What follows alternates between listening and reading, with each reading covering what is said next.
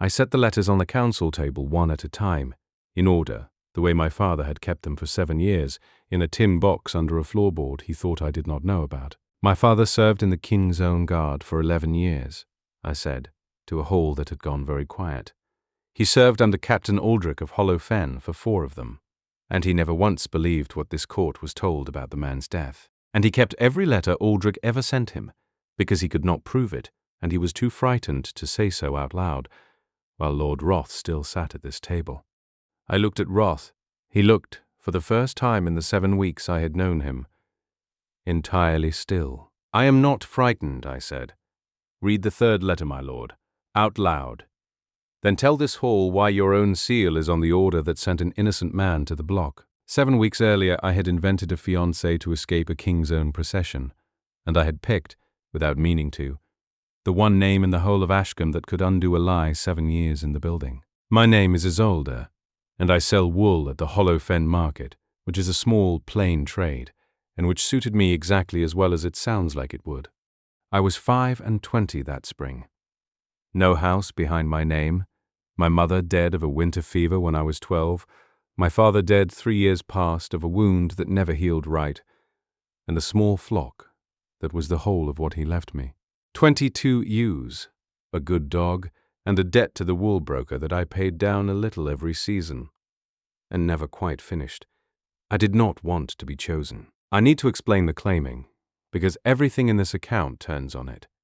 Once in a generation, when an alpha king reaches his full strength, his territory holds a procession. Every unbonded woman of age presented in her own village square as the king rides through, so his wolf might choose among them freely, in the old way, without a hall or a ceremony to force the choice. It is meant to be an honor. Every mother in Hollow Fen had been sewing her daughter a gown for a month. I had spent that same month trying to work out how to not be in the square at all. It was not modesty. I want to be honest about that, because people assume a woman who avoids a king's attention must be either humble or clever, and I was neither. I was 25 years old with a debt I could not pay and a flock I could not leave for even a season, let alone a lifetimer to keep 3 days' ride away, and the thought of being chosen filled me with something closer to dread than hope. I did not want a crown. I wanted my sheep to survive the summer, and my father's debt paid before I died of it, the way he had. I tried to simply not be there. That failed. The whole village turned out, and a woman's absence from her own square on claiming day is the kind of thing that gets noticed and asked about for a decade. So I stood in the 3rd row in my one good dress, with my heart going like a hare's, and I watched the king's column come up the lane, and I did the only thing I could think to do, which was pray that his wolf's eye simply passed over me the way it would pass over any other ordinary, unremarkable woman. His wolf's eye did not pass over me. I do not know why. I have thought about it for 2 years, and I still do not know why. Out of 40 women in that square, an alpha king's wolf slowed in front of the wool seller with a debt she could not pay. But it did, and the column stopped, and King Torrin of Ashcombe came down off his horse and looked at me the way the whole square had spent a month telling their daughters to hope a king would look at them. And I panicked, and I lied. "I'm promised to another, Your Grace," I said. It came out of me before I had decided to say it, the way the true things do sometimes, and the false ones do at exactly the wrong moment. "I'm sorry. I should have said so before the procession came through. I'm promised." To whom? I had not thought that far. I had one sentence of a lie and no plan behind it at all, and a king was standing 8 feet away from me waiting for a name, and I reached for the first one that came to me, the way you reach for anything, in a panic that is already sitting close to the surface of your mind. And I said, Aldrich of Hollow Fen. I chose it because it was the name I had grown up hearing my father say the way other men say a saint's name. Not because I had planned to, not because I had any notion, standing in that square, of what I was about to set moving. I had simply spent 25 years with a soldier father who spoke of a man named Aldrich with a particular, careful reverence he did not use for anyone else, alive or dead. And when I needed a name I did not have, that was the one already standing at the front of my mind. The King of Ashcombe went very, very still. The whole procession stopped with him. I watched 40 armed men and their horses simply cease, the way a held breath ceases, and King Torin looked at me with an expression I had no way to read and said, in a voice that had gone quiet, in a way that frightened me a great deal more than shouting would have, "Say that name again." "Aldrich," I said, because there did not seem to be anything else to do. "Aldrich of Hollow Fen, Your Grace." "He is dead," Torin said. "He has been dead 7 years." I understood in that moment exactly how badly I had misjudged the size of the lie I had just told, and I did the only thing available to a woman who has invented a dead man's engagement in front of an Alpha King and his entire procession, which was to say absolutely nothing at all, because every single thing I could think to say was going to make it worse. He did not have me arrested. I want to say that plainly, because I expected it, standing there. He looked at me for a long moment with something moving behind his eyes that was not anger, and he said quietly to his second, "Bring her to the keep. Gently. I need to know how she has that name." I found out who Aldrich had been on the ride there, from a soldier who would not meet my eyes and who told the story in the flat voice of a man reciting something he has been ordered never to have an opinion about. Aldrich of Hollow Fen had been the king's foster brother, raised alongside him from boys, closer than blood, made captain of the guard at 19 for no reason except that Torin trusted no one else with his own back. And 7 years ago, in the year the old king died and Torin took the throne at 21, Aldrich had been found guilty of treason, of selling the movements of the new king's household to a rival house that meant to strike before the young Alpha had settled his own territory, and had been executed within a week by his own foster brother's signature, because a king in his first month on a throne cannot be seen to hesitate over a traitor no matter who raised him. "His Grace has never once said the name since," the soldier told me. 7 years, mistress. Not once, and you stood in a market square and said it to his face like you knew him. The keep itself confirmed it before Torin ever said a word to me directly. I want to describe arriving there because it told me more than any single soldier could have. There was a portrait gallery in the west wing, generations of Ashcombe's ranked house painted in careful order, and there was a gap in it, not an empty frame, but a wall that had clearly once held one, patched and repainted so smoothly that you would never notice, unless you already knew to look, which by then I did.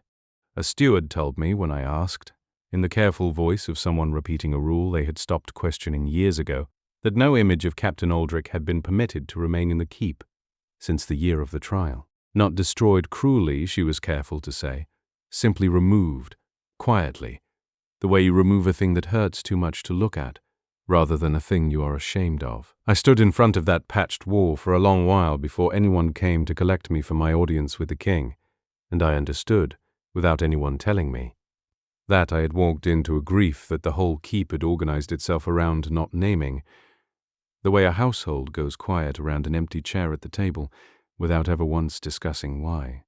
I did not know him.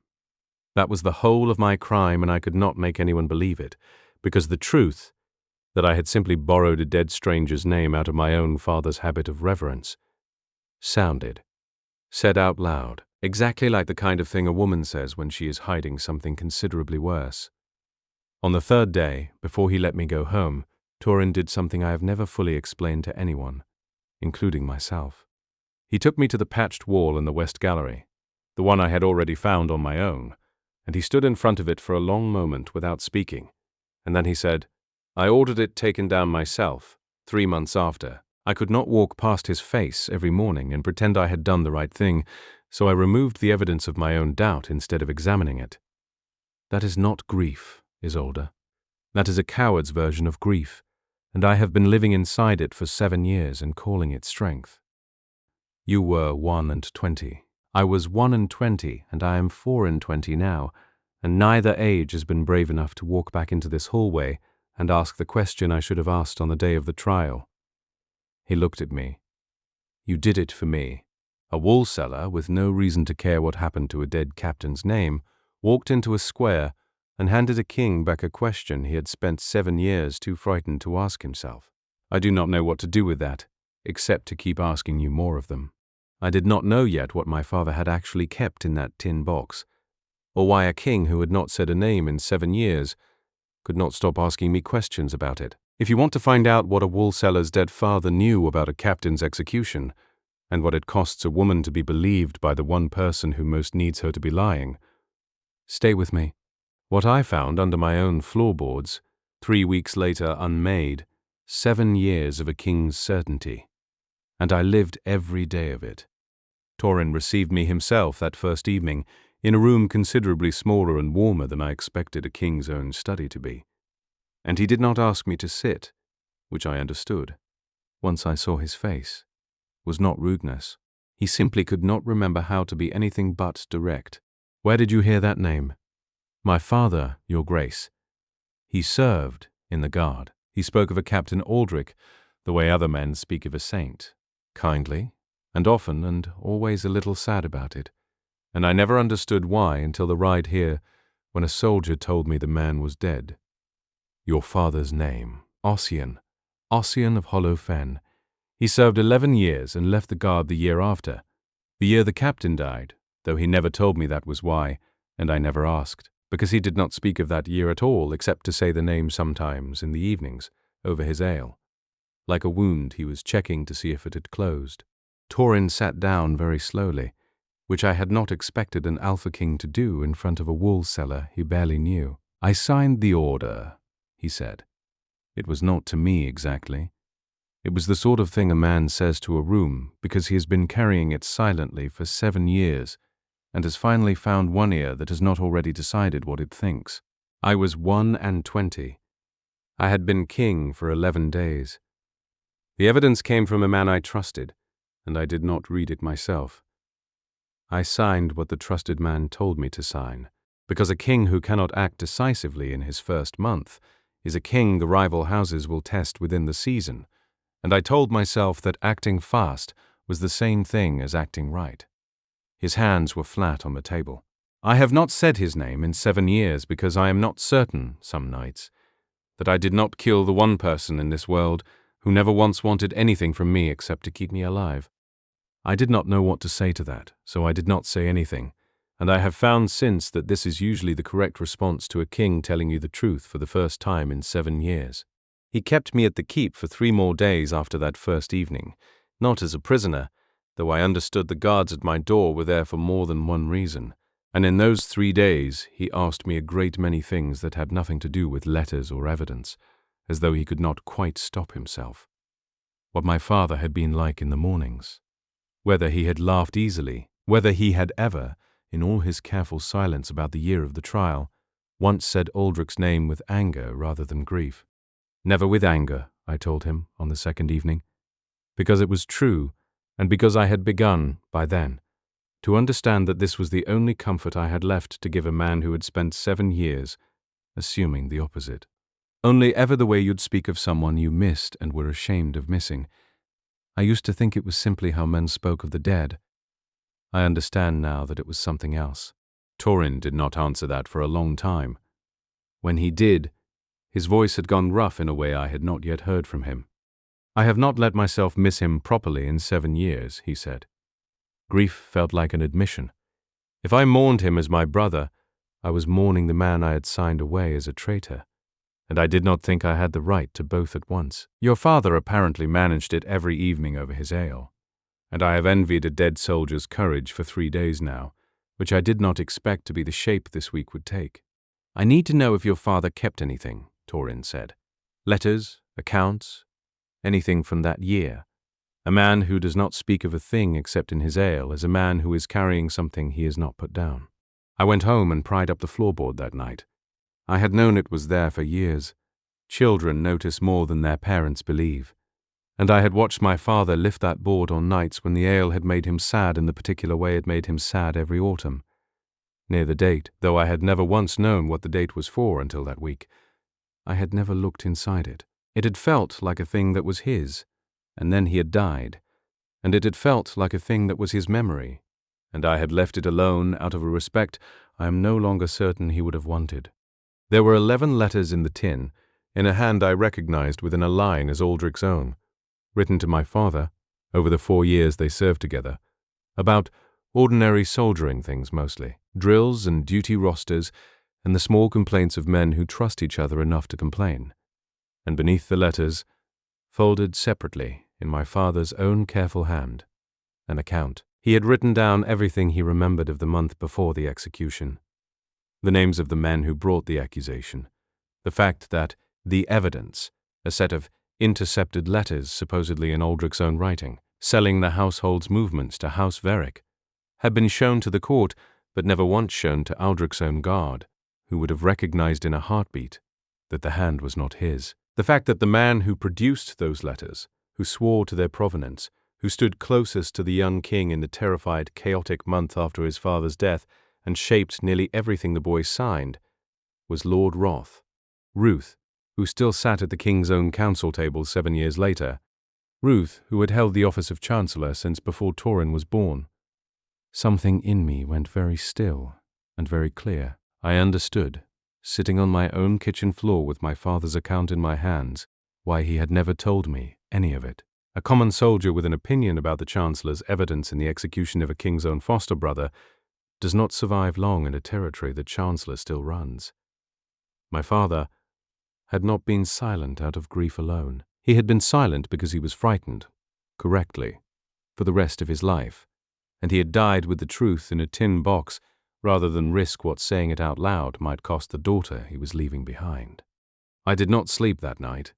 In the morning I went to Torrin, and I laid the letters on his own study table, and I watched a king read his foster brother's hand for the first time in 7 years. Slowly, twice through, and I watched something in his face come apart that I do not think had been permitted to come apart in all that time. "This proves nothing on its own," he said finally, and his voice was not steady. "A soldier's private account. Aldrich's letters, which prove only that he wrote to your father about drills and boots, not that he was innocent of treason." He looked up at me. "But it proves the shape of a question I should have asked 7 years ago and did not, because I trusted the man who told me not to." "Then ask it now." "If I ask it now," Torrin said, "and I am wrong, I accuse the Chancellor of this territory of forging evidence to execute my own foster brother on the word of a wool seller and a dead soldier's private grief. And if I am wrong about that, I've handed House Verrick and every rival on my border the exact proof they have wanted for 7 years that this king cannot be trusted to know truth from grievance." His jaw was tight. "And if I am right, I have to live the rest of my life knowing I killed him on the word of the man who is still sitting 8 feet from my own throne every single day." "You're not asking me whether to look," I said. "You're asking me to tell you it will not hurt as much as you know it will." "I can't do that, Your Grace. I only know what my father knew, and I have decided I am not willing to leave it in a tin box the way he did." Roth moved before we were ready, because Roth had not held that office for 30 years by being slow. He did not attack me directly, not at first. That would have been clumsy, and the man was never clumsy. He went instead to the council, gravely and with great sorrow, and observed that the king had been seen for a week in close and private conference with a market woman who claimed, on the very day of his own claiming, to be betrothed to a man executed for treason, and that whatever grief the king carried over his foster brother's death, however understandable, a chancellor's first duty was to the stability of the territory, and a king who let a stranger's unproven claims reopen a settled matter of treason risked exactly the kind of instability the border houses had been waiting 7 years to exploit. Every word of it was true, which was, as I had come to expect, precisely how the dangerous ones always did it. Half the council agreed with him. I watched it happen from the gallery because Torrin insisted I be present, and I watched men who had known Roth for 30 years and known me for 11 days do the only sensible thing available to them, which was to trust the sorrow they recognized over the grief they did not. Ruth's second move was not sorrowful at all. When the council did not move quickly enough on its own, he called for my own examination, formally before the full hall, on the grounds that a woman who had invented a betrothal to a condemned traitor on the very day of a claiming had questions to answer about her own loyalties, and that the king's evident partiality toward his own accuser made a full and public hearing the only honest way forward. He built the room to take it out of me the way I had heard rooms could, height and cold, and 400 witnesses and a chancellor at the front of it certain that a wool seller with no house and no training would simply come apart under the weight of being examined by every ranked family in Ashcombe. I stood in the middle of that hall with my father's tin box under one arm, and I did not come apart, because I had grown up watching a man carry a silence for 7 years out of exactly this kind of fear. And I had decided, somewhere on the walk to that hall, that I was done being the second person in my family to choose the tin box over the truth. I set the letters on the council table one at a time. I read them the account in my father's hand, the names, the missing chain of evidence, the fact that Aldrich's own guard had never once been shown the forged letters that convicted him. And then I turned to Roth, and I asked him the one question his own 30 years of care had never once prepared him to answer honestly in public. You produced the evidence, my lord. You swore to its provenance before this same council 7 years ago. I would like you to tell this hall, now, in front of the king you served then, and the king you serve now, exactly where those letters came from, and exactly why Captain Aldrich's own men, who knew his hand better than any clerk in this keep, were never once asked to look at them. Ruth was very good, even then. He said, with real and terrible calm, that a chancellor's sources were not a matter for public examination, that the court had ruled, and the matter was settled law, and that a soldier's grief-written account and a market woman's borrowed name proved nothing that would stand against a king's own signed order. He was nearly right. That is the thing about a man who has been careful for 30 years. He very nearly held the room, right up until the second thing happened, which nobody had planned, including me. Aldrich's old guard was in that hall, 4 of them, old men now, who had served under him and had never once been asked in 7 years to look at the letters that hanged him. Because Roth had made certain, at the original trial, that they were kept from the room on the excuse of security. Torin had quietly summoned all 4 the week before, on my urging not to testify, but simply to be present, to see whatever was going to happen. One of them stood up on his own without being asked, an old soldier named Fenn who had served Aldrich for 6 years, and said, in a voice that shook with something that was not age, "Show me the letters, my lord. You never once let me see them.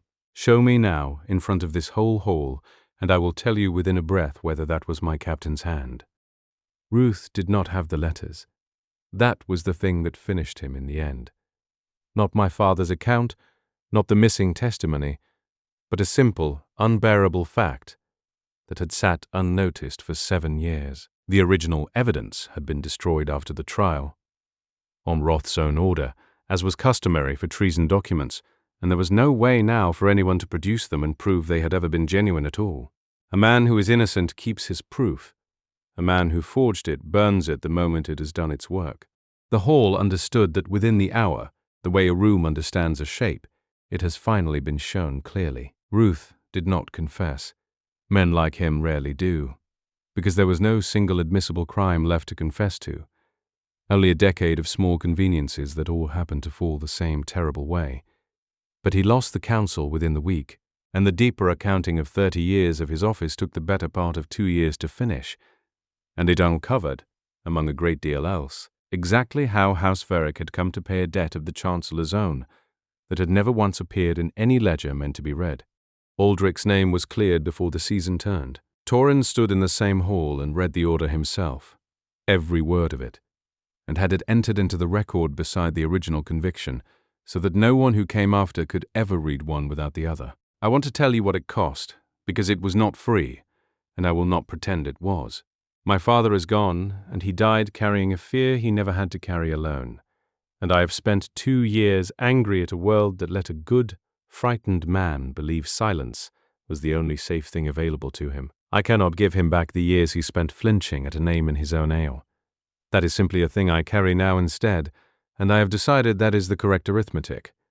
That someone in a family like mine should always carry it, so that the next frightened soldier with a tin box under his floor might, someday, not have to.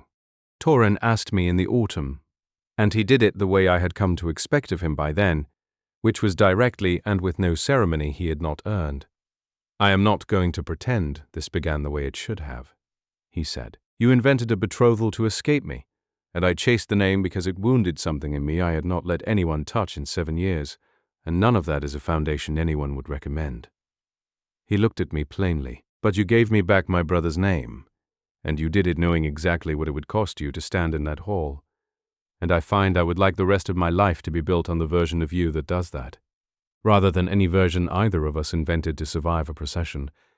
You're aware I lied to your face in front of 40 armed men. I am aware, said the King of Ashcombe, that it was the only lie in 7 years that turned out to be the truest thing anyone has said to me. I kissed him first, in that small, warm study, with my father's tin box still on the table between us. It was brief, and it was warm, and it settled something in me that had been braced since I was 12 years old, and learned that some things are safer kept under a floorboard than said out loud. 2 years on, I still keep my flock, though it has grown to considerably more than 22 ewes, and the debt is long since paid, because Torin tried once to simply clear it for me, and I told him precisely what I thought of that, and he has not tried again. The tin box sits on a shelf in our own rooms now, not hidden, with Aldrich's 11 letters back inside it where they belong, and my father's account laid on top, because I have decided that a family's truth should live somewhere you can see it, not somewhere you have to remember to lift a board to find. Fen comes to the keep twice a year, on the anniversary, and stands with Torin at a small stone that was raised the season after Roth fell, and neither of them says very much, and I have learned not to need them to.